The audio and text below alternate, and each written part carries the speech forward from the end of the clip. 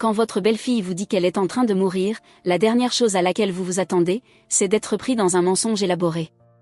Mais c'est exactement ce qui m'est arrivé au printemps dernier, et cela m'a coûté bien plus que de l'argent, cela a brisé ma confiance en la famille et m'a forcé à remettre en question tout ce que je croyais savoir sur l'amour et la confiance. Je m'appelle Catherine Walsh, j'ai 52 ans et je suis mariée à Tom depuis 15 ans.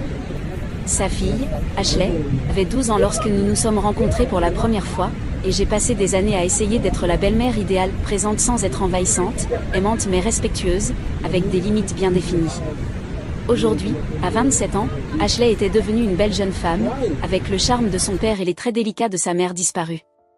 Le jour où tout a changé, j'étais dans mon bureau à domicile en train d'examiner des dossiers de clients pour mon entreprise immobilière quand Ashley m'a appelé, en pleurs, à tel point que j'avais du mal à la comprendre.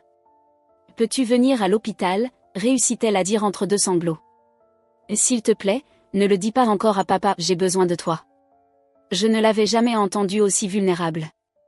Malgré notre bonne relation, Ashley se tournait généralement vers son père en premier lorsqu'elle avait un problème. Mais cette fois, c'était différent. 1 heure plus tard, j'étais assise dans une salle de consultation stérile à l'hôpital Northwestern Memorial, tenant les mains tremblantes d'Ashley tandis qu'elle m'annonçait la nouvelle qui allait tout bouleverser. « C'est un cancer du pancréas au stade 4, chuchota-t-elle, les larmes coulant sur son visage. Il me donne 6 mois, peut-être moins. » Mon monde s'est écroulé. Ashley était jeune, en bonne santé, elle avait toute la vie devant elle. Elle venait de se fiancer à James, son petit ami depuis 2 ans, et il prévoyait un petit mariage pour l'année suivante. Oh, ma chérie.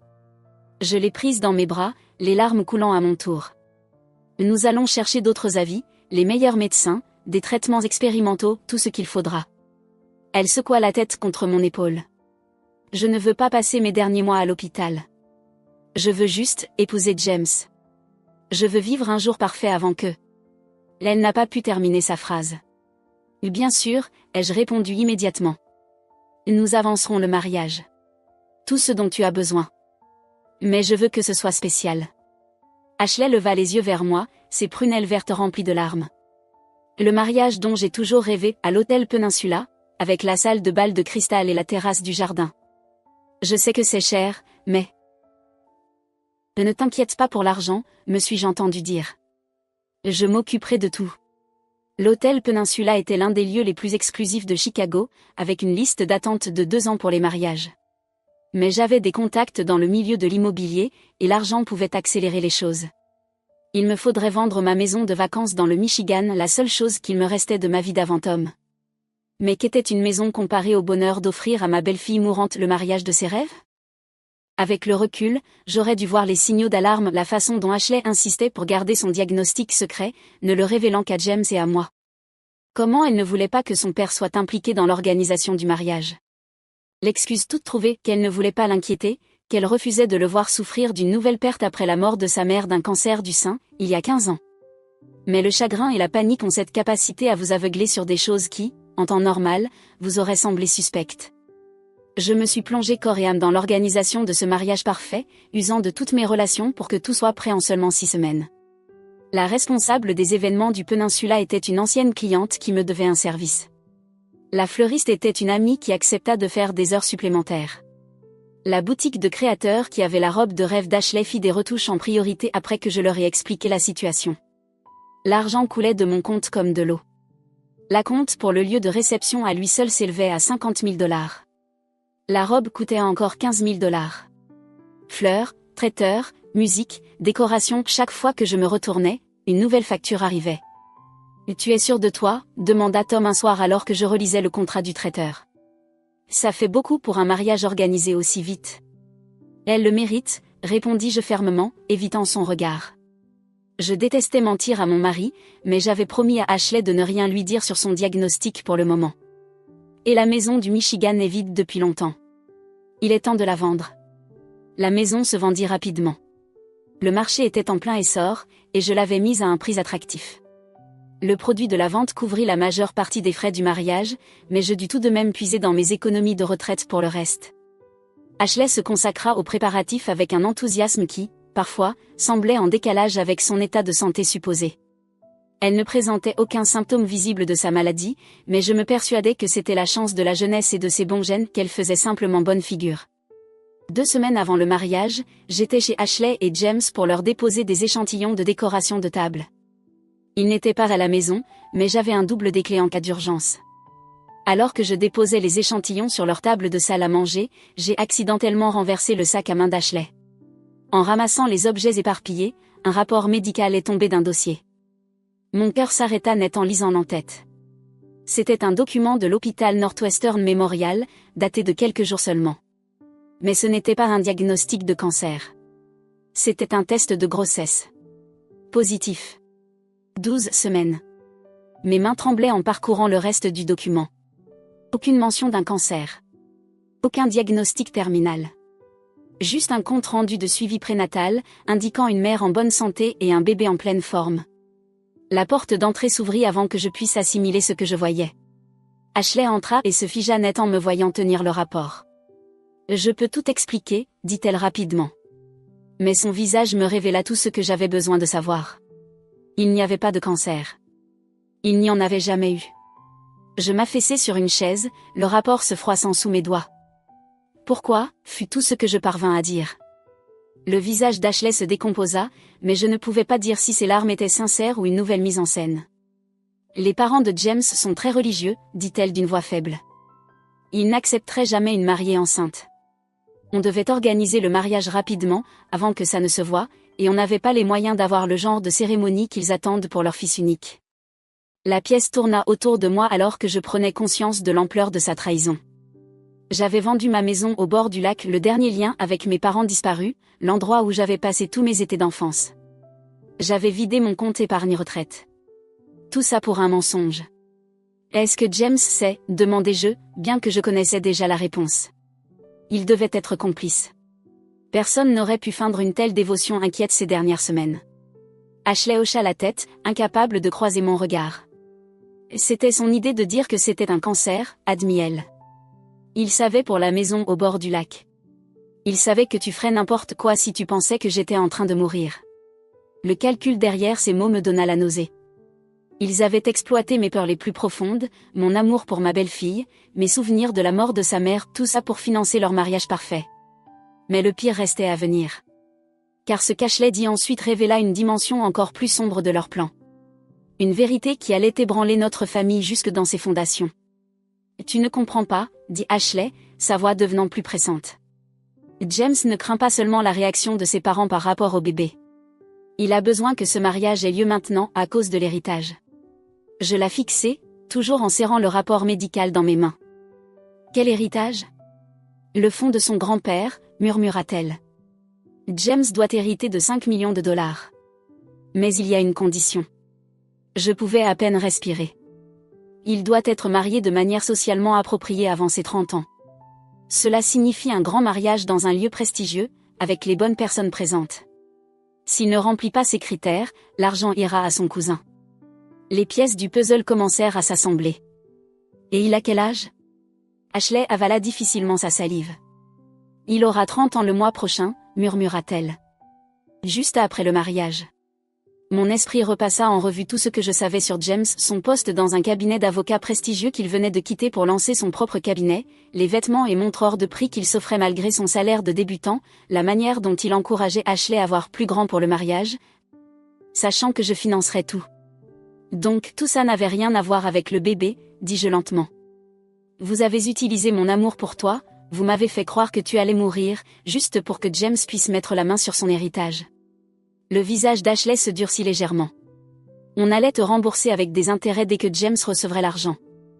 Tu t'entends parler, la coupai-je. Tu as simulé un cancer, Ashley. Un cancer. Tu as la moindre idée du nombre de familles qui donneraient tout ce qu'elles ont pour que leurs proches n'aient pas à subir ce diagnostic ? Du nombre de personnes qui se battent réellement pour leur vie en ce moment ? Elle eut au moins la décence d'avoir l'air honteuse, mais seulement un instant. Ce qui est fait est fait. Le mariage a lieu dans 2 semaines. Tout est payé. Tu ne peux plus faire marche arrière. Regarde-moi bien, dis-je en me levant. Je vais tout dire à ton père. Son regard s'assombrit instantanément. Si tu fais ça, sa voix devint glaciale, je lui parlerai de ta liaison. Je me figeai. Quelle liaison ? Celle que tu as avec Michael Bennett, le meilleur ami de papa. Je vous ai vu déjeuner ensemble le mois dernier au Four Seasons. Très intime. J'éclatais presque de rire.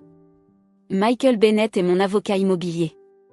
Nous parlions de la vente de ma maison au bord du lac, celle que j'ai vendue pour financer ton faux mariage de rêve. J'ai les factures pour le prouver. Mais papa ne sait pas ça, répliqua Ashley, un sourire satisfait sur les lèvres. Et la femme de Michael vient de le quitter. Tu imagines ce que ça donnerait ?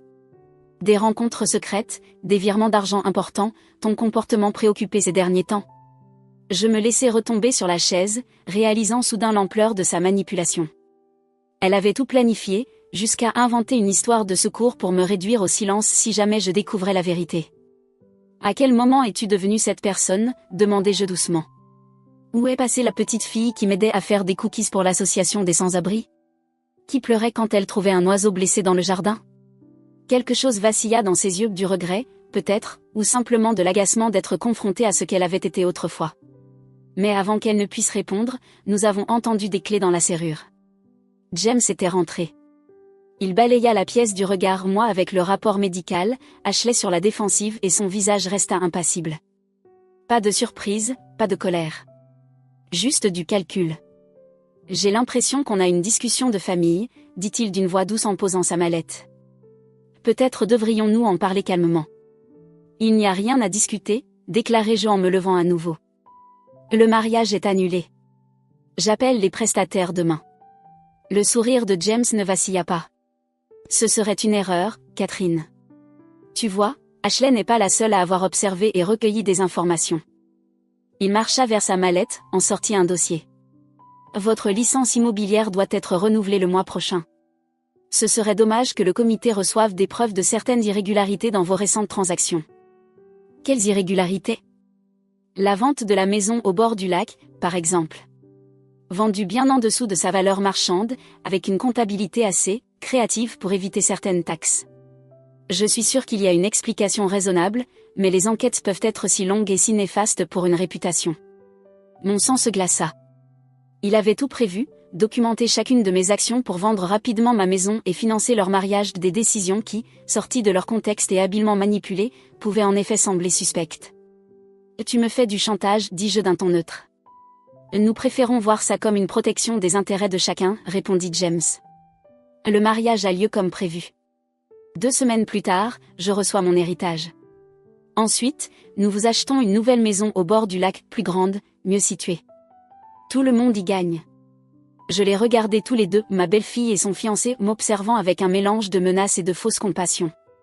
Et à cet instant, je les vis clairement pour la première fois. Ils étaient parfaits l'un pour l'autre, mais pas pour les raisons que j'avais crues. D'accord, dis-je doucement. Vous avez gagné. Le mariage aura lieu. Ils se détendirent légèrement, James affichant un sourire triomphant. Je savais que vous comprendriez.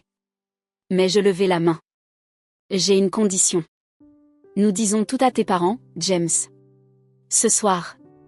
Tout, le bébé, les exigences du trust fund, tout. S'ils veulent toujours que ce mariage ait lieu, très bien. Mais plus de mensonges. Hors de question, siffla James, son masque de calme se fissurant. Tes parents viennent dîner chez moi ce soir, terminai-je à sa place. Ashley m'a dit hier qu'ils avaient accepté l'invitation. Alors soit tu leur dis, soit c'est moi qui le fais.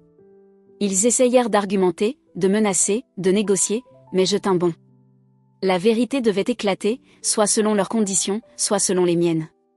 Ce soir-là, autour d'un dîner que je peinais à avaler, James et Ashley confessèrent tout à ses parents abasourdis la grossesse, la manipulation du trust fund, le faux diagnostic de cancer. Ce qui se produisit ensuite nous surprit tous. Le père de James, un austère juge fédéral que je n'avais rencontré que 2 fois, écouta toute l'histoire en silence. Puis, il éclata de rire. « Vous pensiez vraiment que nous ignorions la grossesse ?» demanda-t-il à son fils. « Ta mère est bénévole dans cet hôpital. Elle a vu le nom d'Ashley sur la liste des patients il y a des semaines. » James devint livide. « Mais les exigences du Trust Fund étaient censées s'assurer que tu épouses quelqu'un que tu aimais vraiment, dans le respect des valeurs de notre famille, ajouta sa mère d'une voix calme, et non te pousser à orchestrer une tromperie qui a blessé tout le monde. Cet argent n'a jamais existé, poursuivit son père. Le Trust Fund est réel, oui, mais la clause sur le mariage ? Je l'ai inventé en voyant à quel point tu devenais matérialiste. Je voulais voir ce que tu ferais si tu choisirais l'amour et l'honnêteté, ou si tu comploterais pour obtenir ce que tu voulais. Un silence écrasant suivit. James semblait avoir reçu un coup de massue. Ashley pleurait, mais cette fois, je crus que ses larmes étaient sincères. Le mariage est annulé, déclarai-je finalement. J'appellerai tous les prestataires demain. Personne ne protesta. Les semaines suivantes furent un tourbillon d'annulations, de remboursements et de conversations difficiles. Je racontai tout à Tom, lui montrant les preuves de la supercherie d'Ashley. Il fut dévasté non seulement par ses mensonges, mais par leur froideur et leur cruauté. Certains prestataires eurent pitié de nous et remboursèrent les acomptes, d'autres les conservèrent, ce qui était compréhensible. J'ai perdu environ 60% de ce que j'avais dépensé inclus la maison au bord du lac. Mais, étrangement, cela me fit moins mal que de perdre la confiance que j'avais placée en la fille que je croyais avoir élevée. Ashley et James se séparèrent 2 mois plus tard. Sans la perspective de millions de dollars, leur partenariat parfait s'effondra. Elle revint vivre chez nous, humble, et pour la première fois, sincèrement désolée. « Je ne m'attends pas à ce que tu me pardonnes », me dit-elle une nuit, me trouvant dans la cuisine après que tout le monde soit allé se coucher. Mais je veux que tu saches que perdre ton respect me fait plus mal que perdre le mariage, l'argent, même James. Je la regardai. Vraiment regardai. Elle était enceinte de 6 mois maintenant, son ventre bien arrondi, son visage dépourvu de cette confiance manipulatrice qu'elle portait comme une armure. « Tu sais ce qu'il y a de plus triste, dis-je enfin. Si tu m'avais dit la vérité dès le début, à propos du bébé, du fait que tu voulais un beau mariage avant que ça ne se voie, je t'aurais aidé. Pas en vendant ma maison, peut-être, mais j'aurais trouvé une solution. Parce que c'est ce que fait une famille. Je le sais maintenant, chuchota-t-elle. Je me suis laissé emporter par les rêves de James, ses plans. J'ai oublié qui j'étais. Qui tu m'avais appris à être. Peu à peu, prudemment, nous avons commencé à reconstruire. Ashley eut une petite fille qu'elle prénomma Catherine, comme moi. Un geste de paix, une promesse de mieux faire. D'être meilleure. Je n'ai jamais récupéré ma maison au bord du lac. Mais l'été dernier, Ashley trouva un petit chalet en location sur le même lac, à quelques kilomètres de mon ancien endroit. Elle utilisa ses économies pour le louer 1 mois et m'invita à y passer du temps avec elle et le bébé. Ce n'est pas pareil, je sais, dit-elle alors que nous étions assises sur la terrasse, regardant le soleil se coucher sur l'eau. Mais peut-être qu'on peut y créer de nouveaux souvenirs. De meilleurs souvenirs. Construits sur la vérité, cette fois. Je regardai ma petite fille, dormant paisiblement dans son couffin, et sentis quelque chose guérir en moi. Pas tout. Certaines blessures ne se referment jamais complètement. Mais assez pour avancer. Pour trouver une nouvelle relation avec ma belle-fille. Les gens me demandent souvent si je regrette de ne pas avoir publiquement dénoncé Ashley et James, de ne pas leur avoir fait affronter des conséquences plus graves. Mais la vérité, c'est qu'ils en subissent déjà. James a perdu non seulement son héritage, mais aussi le respect de sa famille. Ashley a perdu son mariage de rêve, son fiancé parfait, et a dû reconstruire sa vie en tant que mère célibataire. Et moi? J'ai perdu une maison, mais j'ai gagné en sagesse. J'ai appris que parfois, ceux qu'on aime le plus sont aussi ceux qui peuvent nous blesser le plus profondément. Mais cela ne signifie pas qu'on cesse de les aimer. On les aime juste différemment, avec plus de prudence, un regard plus lucide, et des limites plus solides. La semaine dernière, j'ai reçu une lettre de la mère de James. À l'intérieur, il y avait un chèque représentant la moitié de ce que j'avais dépensé pour le mariage. Ça ne rendra pas les choses justes, avait-elle écrit, mais c'est un début. Merci d'avoir eu le courage de nous dire la vérité. Vous avez sauvé non seulement votre famille, mais aussi la nôtre. Je ne sais pas encore si j'encaisserai ce chèque. Une partie de moi veut l'utiliser comme acompte pour une nouvelle maison au bord du lac. Mais une autre pense qu'il vaut peut-être mieux laisser le passé derrière soi. Construire quelque chose de nouveau, plutôt que d'essayer de recréer ce qui a été perdu. Parce qu'après tout, c'est ce que fait le véritable amour. Il reconstruit sur les cendres de ce qui a été brisé en espérant que ce qui en renaîtra sera plus fort, plus vrai, et plus authentique que ce qui existait auparavant.